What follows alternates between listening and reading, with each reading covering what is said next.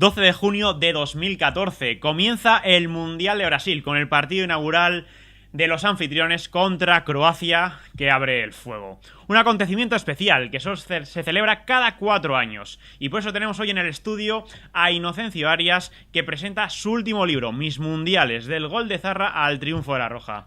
Inocencio, bienvenido a Periodista Digital. Muchísimas gracias. En la obra, nada más comenzar, comentas que viviste de un modo más vivido el gol de Zarra en 1950 que la muerte de su padre. ¿Qué declaración de intenciones? Bueno, pero es la pura verdad. No es una frase efectista para que el libro tenga impacto. Es que es la pura verdad. Es más, eso fue en parte lo que me hizo pensar en escribir un libro. Porque a mí me impactara más. También es cierto que había una razón clara. Mi padre murió no en el pueblo donde yo estaba, murió en Madrid. Y entonces yo tenía muy pocos años, tenía como 9. Entonces me lo dijeron, 9 recién cumplidos. Entonces me dijeron poquito a poquito, yo me enteré al cabo de unos días. Mientras que el gol de Zarra, que ocurrió unos meses más tarde, tengo un recuerdo diáfano, claro y impactante, lo tengo grabado en la cabeza. El gol de Zarra, que lo escuchaste a través de la radio. A través de la radio, porque entonces no había televisión. No es que no había televisión, es que eran muy pocas televisiones, ¿no? No, en España no sabíamos que iba a existir la televisión. En Estados Unidos empezaban a verla solo en pequeñas ciudades y en organismos oficiales. Pero en España no se sabía que eso iba a ocurrir. Entonces lo oíamos en la radio y cuando los partidos no eran de noche, lo oíamos en la radio con cierta dificultad, porque el sonido desaparecía con relativa frecuencia. La radio se iba, como decíamos entonces. Y hasta que llegó la televisión, claro, te iba a preguntar cómo se seguían los partidos en nuestro país, que era a través de la radio, pero era fácil hacerlo. Sí, en el 50 aún, como digo, si la radio tuya no era muy buena, porque por la noche se oía muy bien la radio, pero por la tarde con frecuencia, de pronto la radio desaparecía el sonido, se emborronaba durante 4 o 5 minutos, se oía una emisora árabe o se oía Radio Andorra, empezabas a tocar el dial y finalmente ya lo lograbas captar de nuevo, estabas como 20 minutos, yo lo vi, entonces otros 2 minutos, 3 o 3 minutos se iba, pero yo precisamente me fui a casa del pariente de un amigo mío, éramos niños, que tenía una radio muy buena y no se fue el sonido nunca, o sea que lo oímos con bastante nitidez, en algún momento un poquito borroso pero con bastante nitidez, y el gol de Zarra lo oímos con perfecta claridad, narrado por Matías Prats. Por Matías Prats, además. Dices del vasco Zarra que le calificas como tu dios. ¿Cómo han cambiado los ídolos de aquel entonces con los Messi, Cristiano Ronaldo de ahora, los jugadores de ahora, ¿no? Hasta los 20 años Zarra fue mi dios, porque era un jugador que marcaba goles. Todo niño el que marca goles ya lo mitifica, ¿no? Iba muy bien de cabeza. Se decía, medio en broma, medio en serio, que era la mejor cabeza de Europa después de Churchill. Y luego representaba lo que uno quería ser si jugaba al fútbol o en cualquier otra profesión. Representaba un tipo que era honesto, que era íntegro, que se entregaba, que era modesto. Por ejemplo, Zarra, me ha contado a mí una señora que la entrevistó varias veces, Maite, que tomaba el tren en el pueblo suyo, que estaba cerca de Bilbao, llegaba a la estación de Bilbao, tomaba un autobús que lo acercaba al campo y después iba andando hasta el campo. O sea, vaya, era una odisea para ir a meter goles. Que era internacional de la selección española y miembro de la delantera famosa del Bilbao de los años finales de los 40 y principios de los 50. Una estrella de la época, por eso le decía que cuánto han cambiado, ¿no? Pero que ganaría 3 perras. ¿Cuánto han cambiado las estrellas de entonces con los de ahora? Eso ha sido no solo por el aumento de nuestro nivel de vida y nuestro poder adquisitivo, sino sobre todo por la televisión. La televisión es la que ha encumbrado o mitificado a los héroes de fútbol y ha hecho que los toros pierdan importancia en beneficio del fútbol, que los futbolistas cobren cifras astronómicas, etcétera. Cifras astronómicas. De hecho, en el libro hay un apartado en el que recoges que, bueno, ya a finales de los 70 o principios de los 80, algunos de los sueldos de las estrellas del momento empezaron a ser cuanto menos llamativos. De ahí quiero enlazar con la siguiente pregunta, porque un tema de actualidad es el de las primas que recibirán los nuestros en Brasil, que han generado polémica. ¿Qué opinión, Inocencio, le merece la decisión de la Federación de premiar con 720.000 euros por jugador en caso de victoria? Bueno, si respondo a bote pronto, a mí me parece un auténtico disparate que por hacer algo con lo que uno disfruta mucho y con lo que no corre peligro tu vida, porque los toreros se la juegan, los toreros, incluso los que cobran mucho, que no cobran esas cantidades, se la juegan, porque por eso te den una fortuna como la que le van a dar. Ahora, esto en el lado de la respuesta espontánea y rápida. Ahora, luego examinando la cosa, tiene una comprensión, no sé si es una justificación, que tal vez también, pero una comprensión. Primero, ese dinero no sale del sueldo de usted ni del sueldo mío. No es que nuestros impuestos, en vez de ir a hacer una escuela o que un hospital tenga 30 camas más o que una carretera sea mejorada, no se hace porque se da dinero a los futbolistas. Ese dinero sale de patrocinios de la federación, pero no de la FIFA, no sale de nosotros. Por tanto, esto también hay que entenderlo, ¿eh? Y luego, por otra parte, yo estoy convencido que los futbolistas utilizan o se aprovechan de esta situación porque les es favorable, los patrocinios, la televisión los ha encumbrado y se aprovechan, pero si la situación económica fuera peor, si no existiera la televisión, si no lo hubieran encumbrado, si no fueran mitos universales, jugarían, y no cobraran primas, jugarían con el mismo interés, el mismo esfuerzo y el mismo denuedo que juegan con las primas cuantiosas. Por tanto, ¿cree que se hace demagogia con se este hace tema, mucha con el demagogia, objetivo de hacer aunque daño? se hace demagogia, mucha demagogia, pero al mismo tiempo es verdad que es un enorme disparate que una persona, por estar 20 días o 25 días haciendo algo que le encanta, que yo pagaría por hacerlo. Yo también. Yo pagaría por hacerlo. Yo ya lo dije en un artículo que escribí hace muchos años, en un partido de Real Madrid en Valencia contra no sé quién, yo decía que yo pagaría bastante, un mes de sueldo, por saltar al campo con Di Stéfano, o con quien fuera, o con Hugo Sánchez, o con Butragueño, o con Raúl. Pero en fin, es un disparate, pero no lo pagamos nosotros, y ellos, si no hubiese ese dinero, jugarían igual. ¿En cuál de todos los campeonatos que recoges en el libro, en este libro que hoy nos presentas que se llama Mis Mundiales, cree que es donde se ha hecho mejor fútbol o se ha visto mejor fútbol? ¿Cuál le ha dejado el mejor recuerdo? Bueno, quizá uno que yo no vi por televisión nada más que 2 o 3 partidos. Yo estaba en Bolivia entonces destinado, vi 4 partidos. Vi la final, la vi, el de México del 70, cuando Pelé ya puso un sello definitivo en la historia como uno junto con Di Stéfano, uno de los 2 mejores jugadores del mundo. Yo diría que en ese el Brasil tiene un equipo mejor que el que tiene ahora. Ahora se está mitificando Brasil porque juega en su campo, pero tiene un equipo bueno, pero no majestuoso. Aquel era un gran Brasil y Pelé tenía como 29 o 30 años, estaba en la cumbre de su poderío físico y de su técnica y su clase. ¿Y no se puede comparar a este Neymar que se presupone que va a ser? Por ahora no. Con el primer Pelé.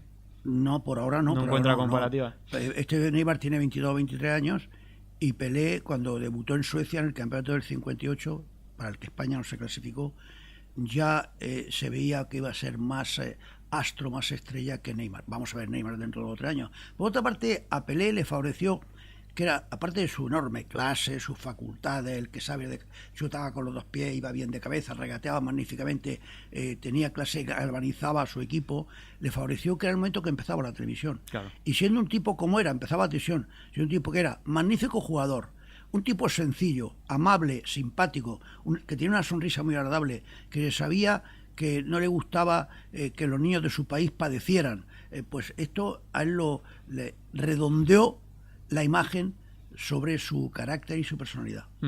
Por cierto, Inocencio, para los que tenemos mi edad actualmente, siempre hemos visto a la selección española clasificada en todos los mundiales, pero en la suya ha habido momentos en los que España prácticamente ni iba. ¿Cómo se vivían en nuestro país aquellos campeonatos en los que España no se clasificaba? ¿Había indiferencia o por el fútbol, por el amor al fútbol, hacía que sí siguieseis con interés lo que allí sucedía? No, con mucho menos interés. Una vez eliminada España, si España no se clasificaba, la audiencia, la venta de periódicos era muy inferior. El Marca vendía menos y todos los periódicos menos. Yo lo describo en el libro eso porque además, como el libro trato de que no sea solo una descripción del fútbol ni de los partidos, sino que hay una parte sustancial y grande de cómo estaba España en cada uno de los partidos, cómo evolucionaba nuestra sociedad, qué cosas habían desaparecido, cuando desapareció el sombrero, cuando desapareció el luto, cuando desaparecieron los serenos, y cómo las costumbres españolas iban cambiando. Pues yo describo eso en los años 50, que por ejemplo la actitud en lo tocante a las relaciones sexuales era totalmente diferente de ahora. La gente no imagina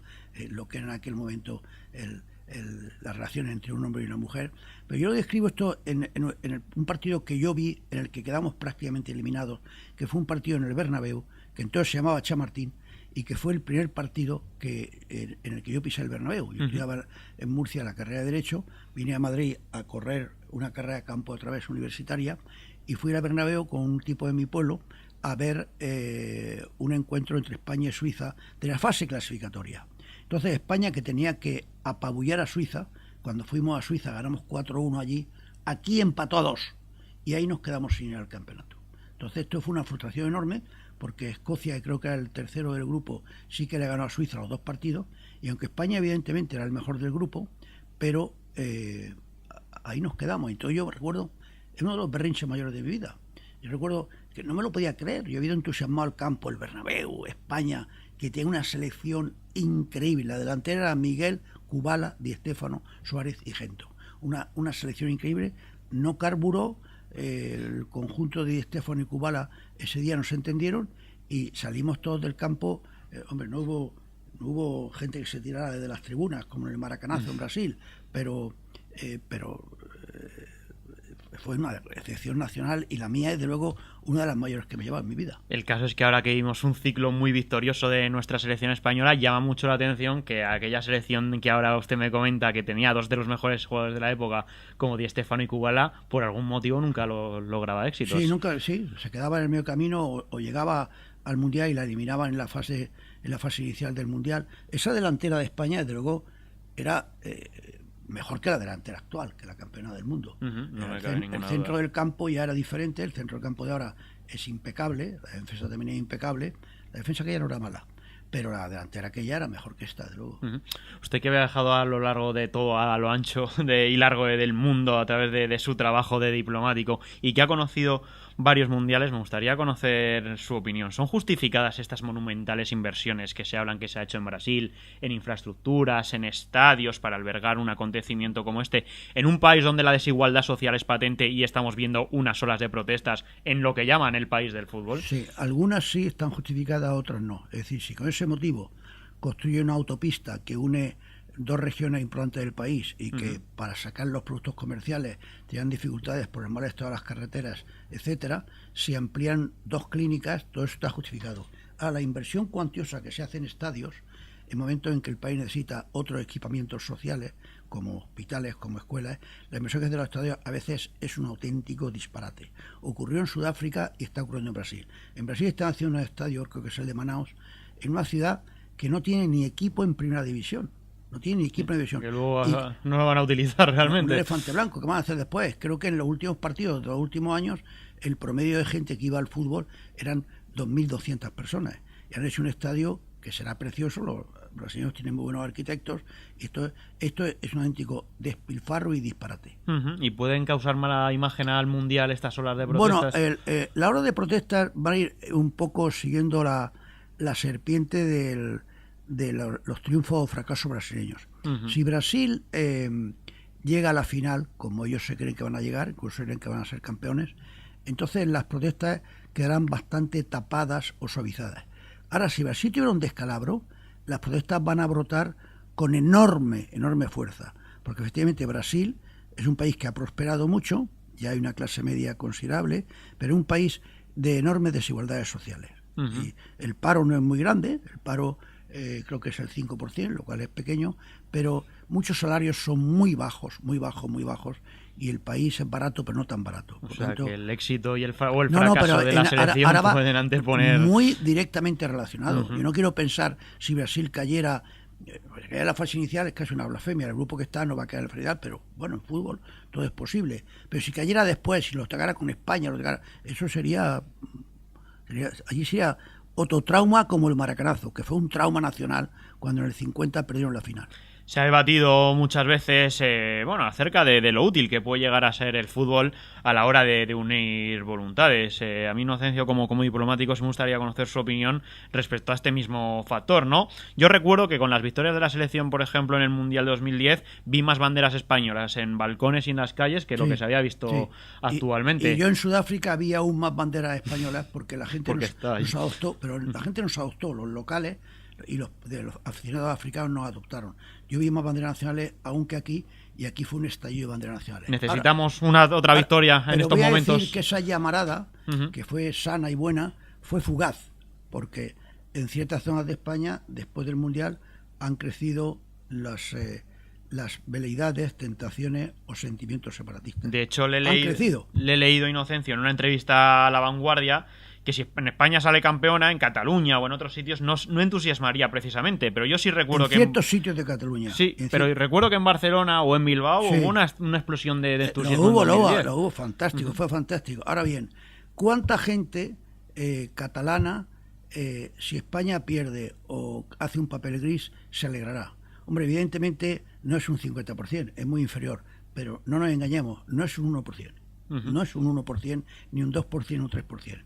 Es más alto. Esto es penoso que sea así, pero yo estuve ayer en Barcelona presentando el libro, pero si no se da uno cuenta es que está ciego. Un término que causa habitual controversia suele ser el de la roja, que hay gente a la que no le gusta. Hay gente que le irrita, sí. ¿Por qué? Pues bueno, porque le ven que ven que se está huyendo de decir nacional. O España, o el país de España. Selección española. Pero puede usarlo como sinónimo, ¿no? Sí, yo sinceramente yo uso selección nacional o la selección española, pero de vez en cuando estoy escribiendo un artículo, por no decir 3 veces o 5 veces, al final digo la roja. De hecho, pero yo con preferencia clara digo la selección de España o la selección nacional. Pero si se ha utilizado ya España en algún momento, sí, pues la churra es de Italia y les Bleus es Francia. Exacto. La lista del Bosque, Inocencio. Todos los españoles llevamos un seleccionador dentro de nosotros. Su opinión, ¿quién le falta y quién le sobra en esta lista? Bueno, yo no diría que sobra ninguno. Me costaría trabajo quitar alguno de los que ha llevado. Me costaría trabajo. Tendría que hurgarme mucho la cabeza.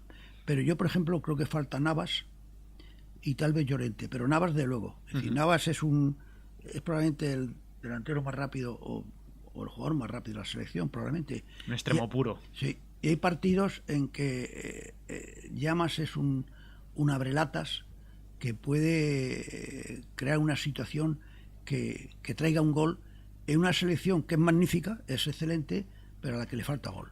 Le falta gol y quizá un plan B, ¿no? Porque el juego que despliega España con estos hombres, que es el del toque, el de la posesión, a lo mejor hay partidos donde igual se necesita, pues, por ejemplo, un Navas que abra espacio. Un ¿no? Navas que abra espacio, sí. Navas es el que yo he hecho más de menos, pero no enterraría yo al tiki-taka y el juego del toque. Sí ocurre que los rivales, por ejemplo Holanda y otros rivales de inferior categoría de Holanda, han estudiado muy bien cómo juega España y no nos tienen tomada la medida, pero nos tienen tomada la medida más que hace 4 años. La última, Inocencio. Usted que ha vivido quizás épocas no muy felices de la selección, antes lo veíamos en el repaso del libro, mundiales a los que España no acudía clasificados. Hay una generación de personas más jóvenes, como es la mía, en la que hemos visto a España salir victoriosa varias veces. ¿Está preparada la afición española para volver otra vez en los próximos años? Ojalá que no sea así, a esos años de sequía, por así decirlo. Nos hemos mal acostumbrado. Yo creo que España va a hacer un buen papel primero. Y si hace un papel normal, tampoco se va a quedar en la fase inicial, por lo tanto. Pero por otra parte, los jóvenes están viviendo un momento de euforia muy razonable, porque la selección española ha ganado los 3 campeonatos que ha ganado, los 2 de Europa y el Mundial, de forma totalmente justa. Totalmente. Alguien dice que en tal partido, puede decir uno de los rivales que en tal partido tuvo un poquito de suerte, pero nadie discute que en las 3 veces fuimos justos ganadores. Ningún cronista del periodismo internacional, francés, inglés, británico, argentino, ninguno. Pero volviendo a su pregunta, el español tiene una beta fatalista. Entonces el español, si España ahora pinchara en algún momento, pues una vez más iría con la cresta baja y resignado, porque tenemos una beta fatalista. Sin embargo, la selección, la beta fatalista, yo creo, o el amago de beta fatalista, yo creo que del Bosque, primero Luis, pero sobre todo del Bosque, con su forma de ser, se la ha quitado. La selección esta piensa que le puede ganar a cualquiera, y eso es muy bueno. Antes raramente se pensaba que se le podía ganar a cualquiera. Y ahora se piensa en un partido normal, aunque si no hay mucha suerte para el otro, yo le puedo ganar a cualquier equipo. De hecho, antes con llegar a cuartos prácticamente ya nos conformábamos. Era una frustración constante llegar a cuartos, que nos echaban, pero yo creo que esta selección, como toda selección, tiene algo de incógnita, pero tiene algo de seguro, y es que los rivales juegan bastante impresionados por nosotros. Todos los rivales, buenos o malos, juegan bastante impresionados. Y entonces eso le da una cierta ventaja, pero al mismo tiempo significa que han estudiado al milímetro como juegas tú, para, por ejemplo, esta jugada que hacen de que uno de los delanteros españoles, el falso delantero u otro delantero, se cuela entre un defensa y un central del equipo rival. Esto los rivales lo han estudiado. Inocencio Arias, deseamos suerte a la selección el mismo día que arranca el Mundial. Le deseamos suerte a usted con este último libro, Mis Mundiales, y le agradecemos su presencia aquí en Periodista Digital. Ha sido un placer, muchas gracias. Gracias a usted.